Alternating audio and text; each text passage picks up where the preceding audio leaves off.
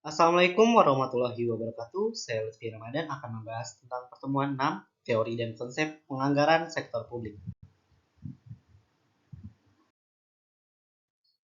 Di sini ada definisi anggaran sektor publik. Menurut Madiasmo, anggaran merupakan pernyataan mengenai estimasi kinerja yang hendak dicapai selama periode waktu tertentu yang dinyatakan dalam ukuran finansial. Lebih lanjutnya, anggaran publik merupakan dokumen yang menggambarkan kondisi keuangan organisasi yang meliputi informasi mengenai penerimaan, pengeluaran, dan aktivitas. Selanjutnya, fungsi anggaran sektor publik. Madiasmo mengidentifikasi beberapa fungsi anggaran dalam manajemen sektor publik adalah sebagai berikut. Anggaran selaku instrumen perencanaan, anggaran selaku instrumen kebijakan fiskal, anggaran selaku instrumen politik, anggaran selaku instrumen komunikasi serta koordinasi, anggaran selaku instrumen komunikasi serta organisasi, anggaran selaku instrumen evaluasi kinerja, anggaran selaku instrumen motivasi, anggaran selaku instrumen guna membentuk ruang publik. Tujuan dan karakteristik anggaran sektor publik. Anggaran bagi sektor publik merupakan instrumen guna memperoleh tujuan. Tujuannya adalah untuk memberi pelayanan kepada masyarakat atau rakyat yang bertujuan guna menaikkan kesejahteraan masyarakat serta pelayanan publik. Anggaran sektor publik mempunyai ciri-ciri. Yang pertama, anggaran tercantum dalam ukuran keuangan. Yang kedua, anggaran biasanya memuat ukuran waktu tertentu, jangka pendek, menengah maupun jangka panjang, 1 tahun atau beberapa tahun. Yang ketiga, anggaran berisikan tanggung jawab maupun kemampuan manajemen guna meraih tujuan yang telah diputuskan. Yang keempat, pengajuan anggaran dikaji serta disepakati oleh otoritas di atas penyusunan anggaran. Yang kelima, setelah anggaran disiapkan, hanya dapat diganti dalam kondisi tertentu. Prinsip-prinsip dalam penganggaran sektor publik.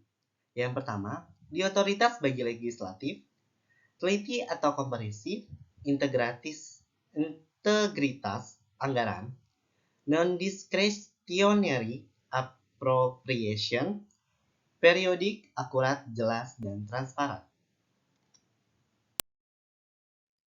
Pendekatan penganggaran sektor publik. Yang pertama, pendekatan tradisional. Yang kedua, pendekatan New Public Management.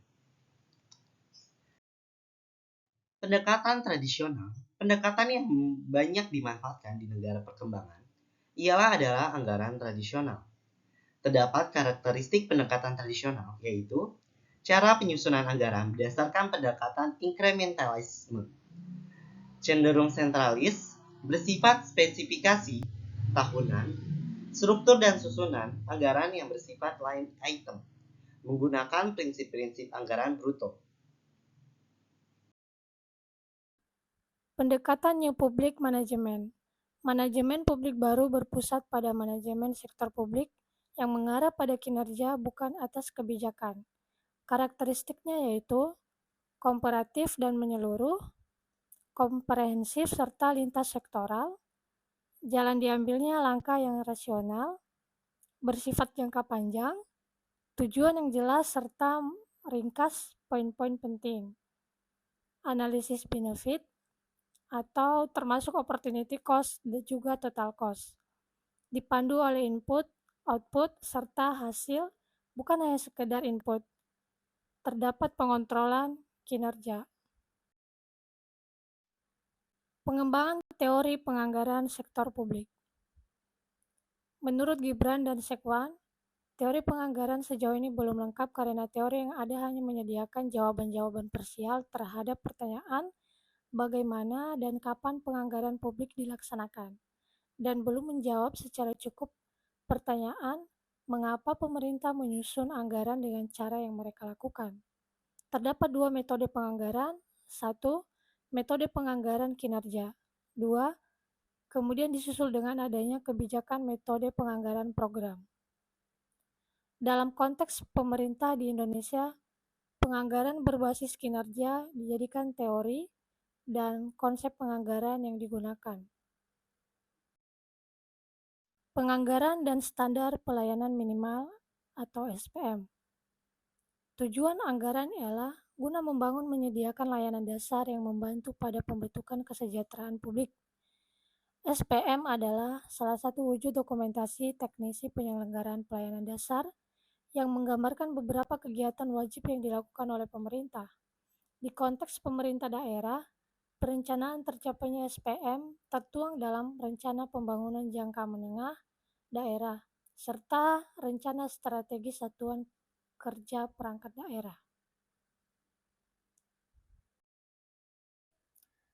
Terima kasih sudah menonton video kami. Apabila ada kesalahan kata atau kalimat, kami mohon maaf. Terima kasih. Wassalamualaikum warahmatullahi wabarakatuh.